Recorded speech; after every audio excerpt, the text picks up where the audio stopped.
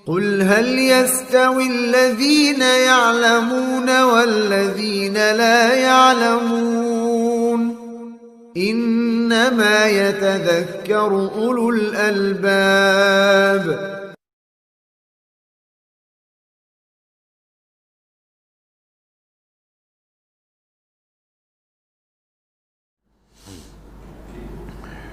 Sewaktu Abdullah bin Mas'ud berada di Kufah, Iraq, perbuatan zikir berjemaah muncul lepas wafat Nabi. Sewaktu Abdullah bin Mas'ud berada di Kufah, Iraq, mereka melakukannya secara berjemaah dengan menggunakan anak-anak batu.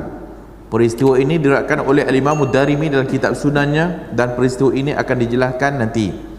Kemudian selepas berlakunya zaman Khalifah Ar-Rashidun serta para sahabat, zikir secara beramai-ramai dan menggunakan anak-anak batu tidak lagi dilakukan kerana sahabat Nabi telah membasminya dengan keras. Namun selepas kurun yang ketiga, amal ini tumbuh kembali. Orang pertama yang telah menghidupkan kembali zikir beramai-ramai selepas solat di masjid ialah Khalifah Al-Ma'mun. Al-Imam At-Tabari menceritakan dalam kitab tarikhnya berkaitan beberapa peristiwa yang berlaku pada tahun 216 Hijrah. Wa fiha kataba Al-Ma'mun ila Ishaq Ibn Ibrahim ya'muruhu bi akhzil jundi bit takbiri idha sallu fayabda'u bidhalika fi masjidil madinati war rasafah yawmal jumu'ati li 14 laylatan baqiyat min syahri ramadan hadhihi as-sanah hina qadaw salata faqamu qiyaman fakabbiru salasa takbirat thumma fa'alu dhalika fi kulli salatin maktubah. Al-Ma'mun telah menulis surat kepada Ishaq ibn Ibrahim dengan memerintahkannya supaya menyediakan tentera mengawasi mereka bertakbir setelah selesai daripada menunaikan solat. Lalu mereka memulakan di Masjid Al-Madinah dan Ar-Rasafah pada hari Jumaat selama 14 malam terakhir bulan Ramadan pada tahun itu. Mereka melakukannya dengan berdiri lalu bertakbir sebanyak 3 kali. Kemudian mereka meneruskannya pada setiap kali salat fardu. Jadi hal ini disebut oleh Al-Imam At-Tabari dalam kitab tarikh dia, dalam kitab sejarah dia. Tarikh Al-Umam wal Muluk. Al-Imam Ibn Katsir juga menceritakan dalam kitab tarikh dia, Al-Bidayah wan Nihayah, wa fiha kataba Al-Ma'mun ila Al-Ishaq bin Ibrahim naibu Baghdad ya'muruhu an ya'muran nas bit takbir aqib as-salawatil khams. Jadi Ma'mun mengarahkan untuk Ibrahim, Ishaq bin Ibrahim tadi, Baghdad, naib Baghdad, ketua dekat sana, memerintahkan supaya manusia bertakbir lepas salawat, lepas salat 5 waktu. Lepas salat 5 waktu bangun takbir Allahu Akbar, agaknya gitulah kot kan, beramai-ramai. Makmum telah kita sebut dah. Kemudian Ibnu Katsir kata, kemudian Al-Imam Ibnu Katsir kata, wa hadhihi bid'atun, maka bid'ah ni ada ahdatsal Ma'mun. Ma'mun buat. Bid'ah ni dibuat oleh Ma'mun. Bila mustanadan wala dalila wala mu'tamada. Tak ada mustanadan, tak ada benda, tak ada dalil, tak ada mu'tamad. Fa inna hadha lam yaf'aluhu qablahu ahad. Dan benda ni tak pernah dibuat orang sebelumnya. Benda ni tak pernah dilakukan seorang pun sebelum daripada Ma'mun. Jadi dia yang buat benda tu pertama sekali. Maka sebab tu Al-Imam Ibn Katsir kata bid'ah. Al-Imam Ibn Katsir kata bid'ah. Di saat itu bermulalah semula bid'ah ini dan terus menjadi amalan hinggalah ke hari ini. Ianya tersebar dengan mudah kerana didokongi oleh pemerintah. Ada saja pemerintah dukung, kira naik Mu'tazilah jadi akidah pemerintah. Sebab pemerintah sokong, ada pemerintah memegang benda tu dan pemerintah buat. Amalan berzikir berjemaah ini juga berkembang pada zaman Ma'mun dengan munculnya Sufi dan Rafidah dan sebagainya. Golongan-golongan Syiah awalnya, Sufi yang melampau, yang mengkafirkan sahabat Nabi, itu Rafidah lah, kita panggil Rafidah. Jadi amalan ini dibuat oleh Syiah dan Sufi. Bahkan kalau kita katanya Syiah dulu, Syiah dulu, sebab Sufi itu datang lepas Syiah tu. Banyak amalan-amalan Sufi sama macam Syiah, tak ada perbezaan. Tapi mereka konon-kononnya menentang Syiah, kerana abang dia. Jadi kumpulan sufi dan tarekat sangat sinonim dengan zikir secara berjemaah. Ianya seolah-olah suatu yang tidak boleh terpisah dari kumpulan mereka. Lebih daripada itu, sebahagian tarekat berzikir dengan menggunakan alat-alat muzik. Ini tambah pula alat-alat muzik pula kemudian. Dan mereka akan menari beramai-ramai. Ada di antara mereka yang melakukannya di rumah atau di masjid-masjid tertentu. Zikir yang dibaca juga berlainan antara satu tarekat dengan tarekat yang lain. Zikir berjemaah suatu amalan dan syarat untuk mengikuti sesuatu ajaran tarekat. Bukan hanya sekadar zikir berjemaah, malah para ulama menyatakan antara bid'ah golongan tasawuf ialah mereka menggunakan gendang dan alatan muzik, yang mana ianya sebahagian daripada tarian yang kamu melihat mereka menyanyi-nyanyi, di mana dengan mendengarnya akan berasa khusyuk, bahkan lebih khusyuk daripada mendengar kalamullah Ta'ala. Dia berzikir guna alat muzik tu lebih khusyuk. Kadang macam dah tak sedar dah. Dah macam gila dah. Dah lompat. Baca Quran haram, baca Quran tidak. Baca Quran khusyuk lain. Zikir dia khusyuk.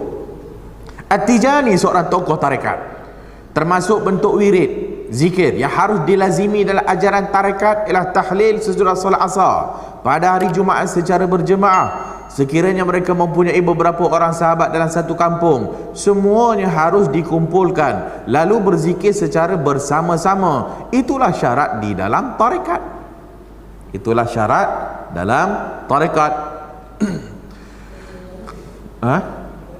Apa dia? Ada dalil tak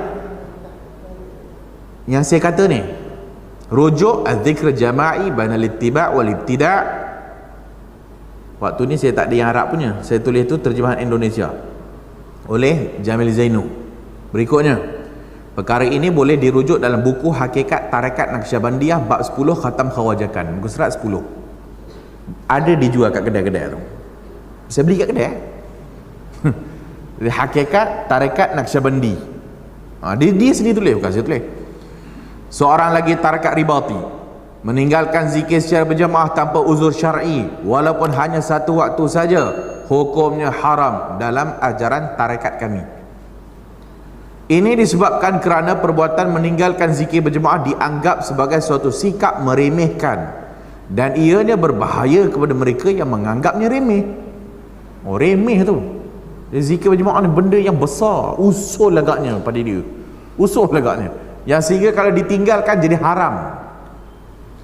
Menurut Abdul Manam Muhammad dalam kertas kerja bertajuk Tarekat Naqsyabandiyah, Perkembangan dan Sumbangan Ikhwannya di Malaysia, dibentangkan dekat Negeri Sembilan.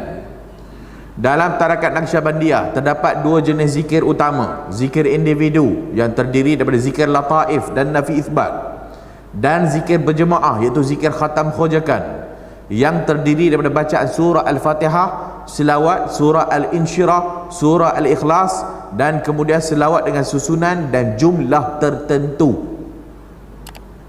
Rujuk Kemantapan Rohani Penjana Negara Maju, Himpunan Kertas-Kertas Kerja Munaqasyah Sufi, terbitan Jabatan Mufti Negeri Sembilan, muka surat 56. Maka jelas kepada kita bahawasanya yang menghidupkan amalan ini siapa? Syiah dan Sufi. Syiah dan Sufi. Sahabat ada? Tak ada. Sahabat tak ada. Tak ada zikir berjemaah. Sahabat zikir seorang-seorang, ikut masing-masing. Tak ada satu dalil pun sahabat berhimpun untuk berzikir dengan satu tekong. Kemudian saya kaitkan dengan teori kedatangan Islam tanah Melayu. Teori pertama, kedua tu baca sendiri, hak tu dah kita belajar kat sekolah. India dan China. Teori ketiga tu. Teori ketiga, teori terbaru. Terbaru ni saya tulis 2007. 2007. Dan buku yang saya rujuk tu dah lagi lama. Kan? Terbaru juga lah tu. Islam dibawa oleh pendakwah serta saudagar Arab terus dari semenanjung Arab. Tadi kata Cina ada, India, Gujarat. Yang ni daripada Arab terus. Pendapat ini semakin diterima umum khususnya di Malaysia dan Indonesia. Menurut hujah teori ketiga ini, agama Islam pada awalnya dikaitkan dengan kedatangan pengikut Syiah yang terdiri daripada orang Arab yang merupakan pelarian politik selepas kemunculan Bani Umayyah. Maka mereka ni pelarian politik, lari. Mereka inilah yang mewujudkan sebuah penempatan orang Arab yang dikatakan wujud di Sumatera pada tahun 674 Masihi. Lebih penting lagi, ketibaan kumpulan kedua penganut Syiah yang diketuai seorang yang bernama Nakhoda Khalifah dan melibatkan sekitar 100 orang pengikut Syiah. Buku Malaysia, Sejarah Kenegaraan dan Politik, Abdul Rahman Haji Ismail. Teori terbaru berhubung dengan tarikh kedatangan Islam dipelopori oleh Profesor Mahyuddin Haji Yahya. Ulasan berani yang dikeluarkan pada tahun 98 dibuat berdasarkan kajiannya terhadap sumber Arab.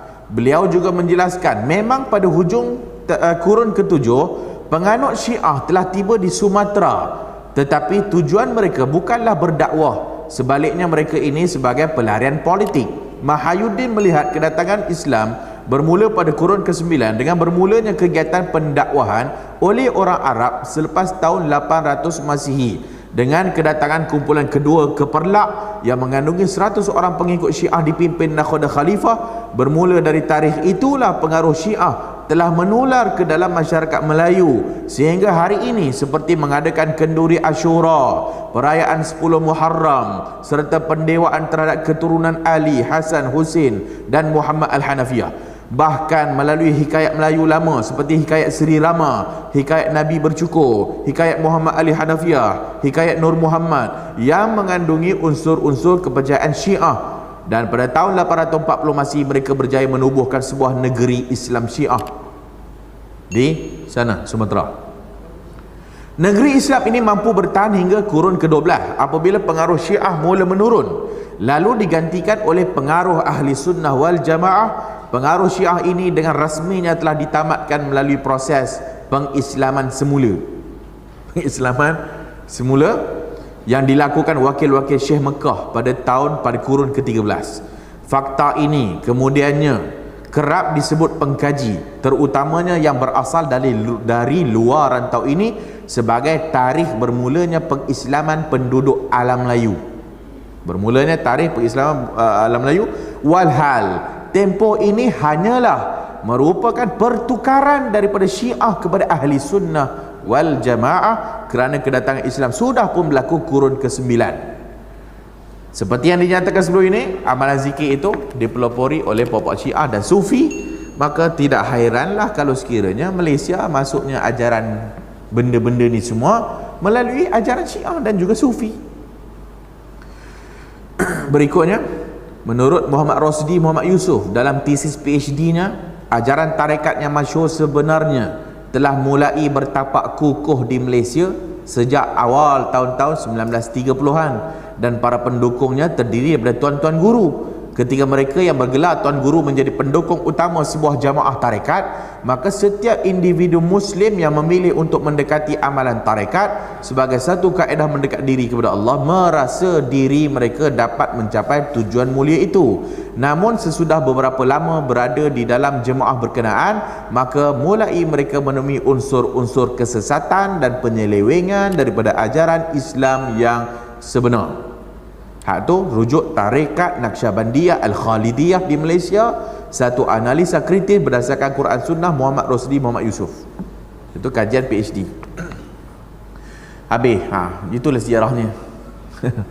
Jadi hak yang masuk Malaysia ni Sufi dan unsur Syiah. Tongkat Ali, Kacik Fatimah. Kenapa tak di tongkat Abu Bakar? Kenapa tak ni kacipnya Aisyah? Nak dipertimah juga. Maka zikir berjemaah telah dinyatakan suatu cara berzikir beramai-ramai menggunakan satu suara, nada serentak. Perbuatan ini berlaku di bumi Nusantara seperti Malaysia, Indonesia, Thailand dan sebagainya. Dilakukan setiap kali selepas salat fardu di majlis-majlis agama seperti upacara tertentu, terutama sekali apa yang dilakukan oleh kumpulan sufi tarekat tasawuf yang melampau. Mereka sanggup mempersendakan zikrullah dengan berzikir sambil menggoyangkan kepala, menari dan melompat beramai-ramai seakan-akan sedang dirasuk syaitan. tidak syak lagi bahawa semua perkara itu termasuk bid'ah yang tercela. Jadi tidak ada dalil berzikir dalam itu keadaannya. Oi. Tak payah tunjuk demo, semua dah pernah tengok. Hak yang anak-anak tu kira beginners. Oh, hak tu beginners. Dia ada medium dan dia ada ekstrim. Buka saja YouTube, type sufi gila ke, sufi tarakat ke, keluarlah macam-macam. Oh, ustaz kan ada dalil Ja'far jumpa Nabi kemudian melompat-lompat kegembiraan. Dalil tu bukan untuk dia, dalil tu untuk aku. Ni aku nak jawab. Maksudnya dalil tu untuk melawan depa, bukan dalil menyokong depa. Ja'far pergi ke Habsyah waktu hijrah kali pertama, waktu orang Islam ditindas awal-awal lagi dakwah Nabi. Kemudian Ja'far disuruh pergi ke Habsyah. Berapa lama Ja'far duduk? Sehinggalah Khaybar, sehingga lepas perang Khaybar tahun 7 Hijrah, maka barulah Ja'far pulang bertemu dengan Rasulullah sallallahu alaihi wasallam, dan pada ketika itu dia jumpa dan dia gembira dan Nabi puji dia dan dia pun melompat-lompat dan dia seronok. Adakah itu berzikir menari macam hampa buat? Macam budak kita yang dapat SPM bagus 8A 9A, tak lompat dia tu, tak melompat, baling kepiah lagi, baling songkok, baling apa pun yang datang kepala, punyalah seronok. Ja'far bukan berzikir, Ja'far seronok. Dia bukan berzikir dengan menari. Yang kamu tu berzikir dengan menari. Jadi dalil tu tak menyokong. Berikutnya, kan Abu Bakar masuk rumah Nabi, amizmaru syayatini fi baiti Rasulillah. Ada seruling setan dalam rumah Nabi ni. Kan Nabi kata, mahlan ya Abu Bakar. Abu Bakar, nanti dulu, slow lah, relax bro. Macam tu lah kan. Biarlah depa, sekarang ni kan raya, biarlah budak-budak tu menyanyi. Jadi budak jariah, perkataannya jariah, budak-budak menari ataupun budak kecil lah, bukan Aisyah. Ada orang kata Aisyah lu ustaz, bila pula Aisyah? Hak ni budak-budak yang menyanyi dan menari. Sehingga para ulama yang membincangkan dalam kenduri kahwin, hanya boleh yang ketuk kompak itu ialah kanak-kanak wanita, berdasarkan hadis tu. Orang lelaki tak boleh. Itu perbahasan lah, antara perbahasan dia. Jadi hadis tu tak menyokong, hadis tu pun tak menyokong. Ada lagi hadis ustaz, mereka itu tamayul, bila mereka berzikir tamayul macam ditiup angin. In sahal hadis, kalau hadis tu sahih sekalipun, apa masalahnya? Para sahabat berzikir, tengah berzikir digoyangkan badan dia. Kita pun kata tak salah, sekati hang lah nak gini ke, ataupun subhanallah subhanallah subhanallah, kan ada orang suka gitu. Ada orang semayang pun macam tu. Kenapa semayang opini ni? Hak tu tak salah pun. Adakah yang kalau sahih kalau sahih cerita tu, adakah para sahabat tu berzikir macam hampa berzikir? Paling kurang pun sahabat tu ditiup angin, sepoi-sepoi bahasa kata orang, yang hampa tu angin putih meliung. Kan? Ada yang buat break dance lagi. Kan tengok dalam YouTube tu kan, dia pusing-pusing buat break dance, cium kaki Syekh. Ni merepek. Adakah nak guna dalil-dalil tu buat tu? Sahabat buat macam tu ke? Jadi tak boleh.